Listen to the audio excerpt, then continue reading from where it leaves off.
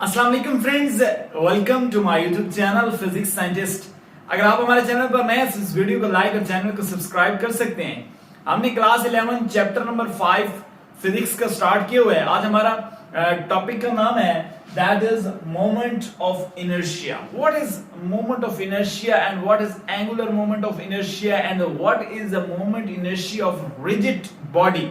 ये हमने क्या करना है, फाइंड आउट करना है। इसकी वैल्यू फाइंड आउट करेंगे, इसका फार्मूला फाइंड आउट करेंगे। चलिए स्टार्ट करते हैं।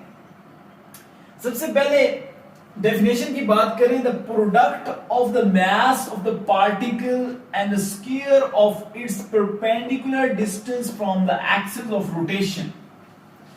क्या मतलब है इसका? देखिए, एक आपने क्या करना है, एक मास ले लिया, उसके साथ आपने क्या किया, एक पार्टिकल है उसे आपने अटैच कर दिया एक रॉड के साथ, और वो क्या कर रहा है, सर्कुलर मोशन मूव कर रहा है।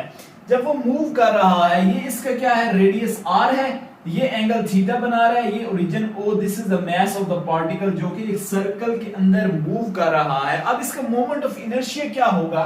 वो कह रहा है कि इस प्रोडक्ट का मास मल्टीप्लाई बाय उसके दरमियान जो डिस्टेंस r है, that is I is equal to mr square. This is the formula of moment of inertia.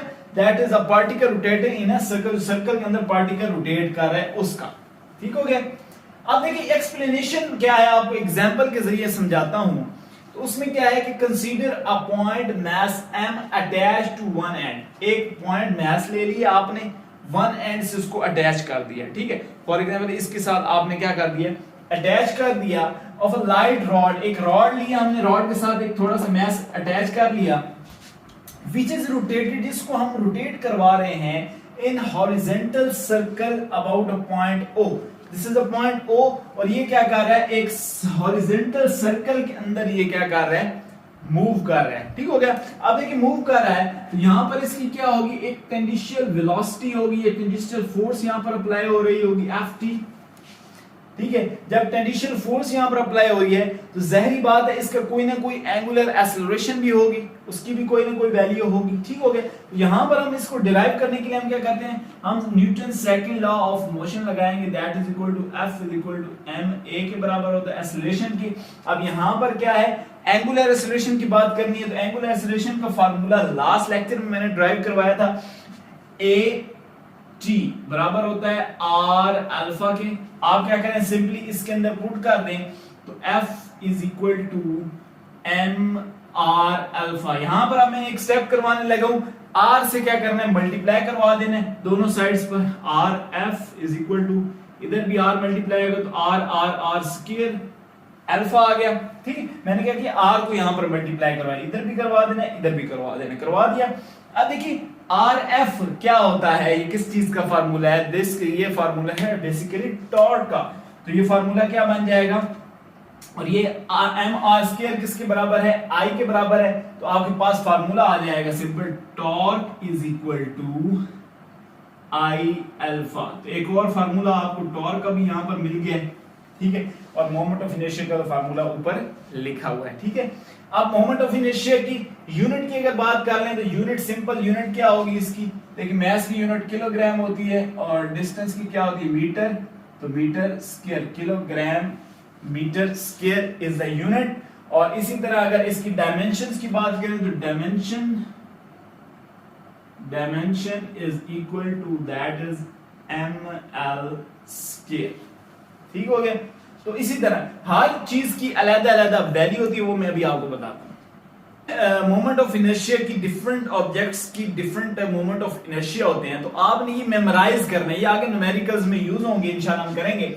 देखिए सबसे पहले थिन रॉड जो होता है, थिन रॉड की जो है मोमेंट ऑफ इनर्शिया की जो वैल्यू होती है, ये होती है, इसका फार्मूला होता है 1/2 ml स्क्वायर। ठीक है, ये आपने याद रखना है। नेक्स्ट, थिन रिंग होती है या हुप होती है, हुप का मतलब होता है जो अंदर से क्या हो, खाली हो, होल होता है, इस तरह की हुप होती है, उसको होता है I is equal to mr square.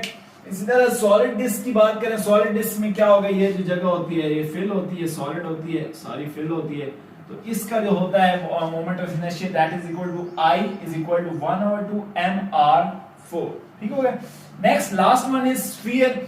Sphere की होती है I is equal to 2/5 mr square. तो ये आपने लाजमी मेमोराइज कर लेनी है जी। डियर स्टूडेंट्स, नेक्स्ट टॉपिक है हमारा moment of inertia of a rigid body. एक रिजिड बॉडी का मोमेंट ऑफ इनर्शिया कैसे फाइंड आउट करते हैं। फॉर एग्जांपल एक पत्थर ले लें, उसका अगर आपने moment of inertia find out करना है तो कैसे फाइंड आउट करेंगे, ठीक हो गया। तो सबसे पहले मैंने क्या किया, आपको एग्जांपल के थ्रू मैंने एक सॉलिड रिजिड बॉडी ले लिया है, ठीक है।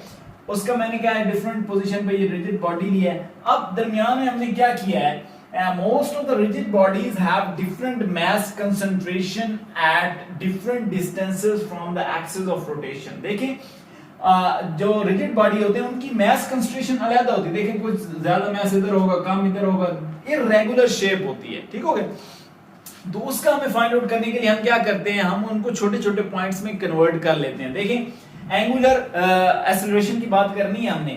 देखिए ये एक्सिस ऑफ रोटेशन मैंने कंसीडर कर लिया। For example centre of mass जो है वो यहां पर बन रहा है, ओरिजिन मैंने ये कंसीडर कर लिया। यहां पर क्या है कि ये रिजिड बॉडी है, इसके इर्द गिर्द एक्सिस ऑफ रोटेशन ये है ओरिजिन O, ठीक है।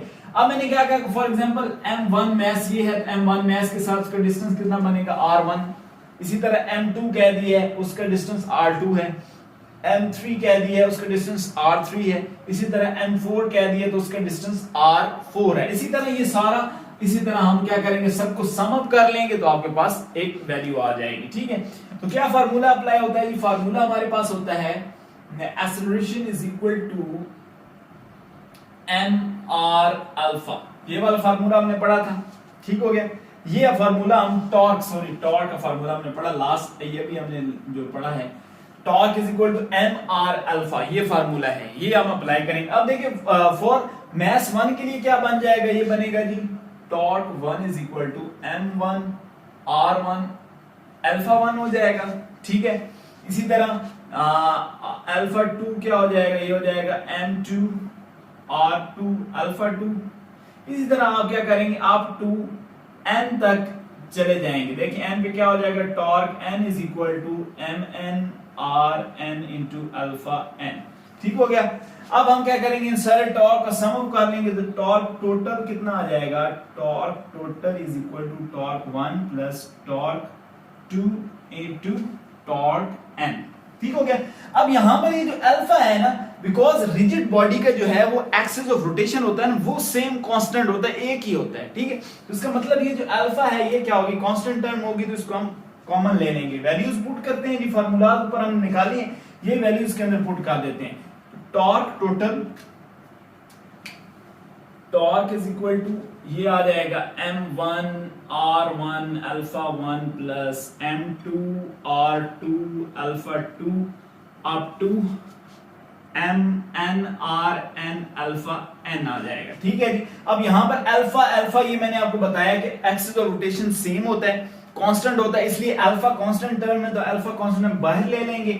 बाहर ले लोगे तो टॉर्क इज इक्वल टू, और इनको सम अप करेंगे तो वो समीशन की फॉर्म में लिख लें, I is equal to 1 up to n तक m1 mr, ठीक हो गया। और अल्फा क्या हो रहा है आपके पास, कांस्टेंट है तो मैंने बाहर कांस्टेंट ले लिया, ठीक हो गया। अब ये अगर गौर से आप देखिए तो यही तो मोमेंट ऑफ इनर्शिया का फार्मूला था जो हमने पढ़ा था, वो क्या था, I is equal to mr square, ठीक हो गया। तो मल्टीप्लाई हो रहा है ना, तो ये क्या हो जाएगा यहाँ पर, ये सॉरी ये हम सारों के साथ क्या आ जाना था, स्क्वायर भी आ जाना है, क्योंकि फार्मूला हमने थोड़ा गलत लिख दिया है, m r स्क्वायर ऊपर सारों को लग जाएगा, तो यहाँ पर क्या r स्क्वायर, तो I is equal to mr square हमने फार्मूला पढ़ा था, इसके अंदर वैल्यूज पुट कर देंगे तो दोबारा वही आपके पास टॉर्क ऑफ रिजिड बॉडी आ जाएगा I alpha, torque is equal to I alpha. तो इस तरीके से आप क्या कर सकते हैं, किसी भी रिजिड बॉडी का